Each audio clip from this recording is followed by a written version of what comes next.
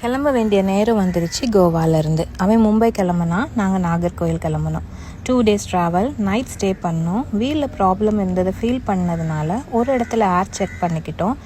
அது சரியாகலை, அதனால வீல் அலைன்மெண்ட்டும் பார்த்துட்டு கிளம்பணும். நாங்கள் ட்ராவல் பண்ணும்போது பிள்ளைகளுக்கு பழக்கின 2 விஷயம் சொல்கிறேன். ஒன்று சாப்பிட்றதும் தூங்குறதும்.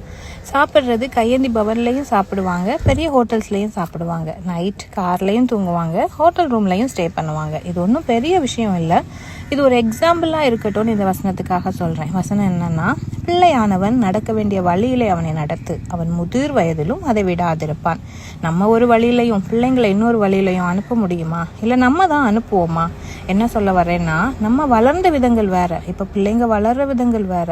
பிள்ளைங்க கேட்டு வளர்றதை விட பார்த்து தான் வளர்றாங்க. அப்போ நம்ம சரியான வழியில் போனால் நம்மளை அவங்க ஃபாலோ பண்ணி வந்துடுவாங்க. மேப், சைன் போர்டு எல்லாம் நம்ம தானே. பயணங்கள் தொடரும்.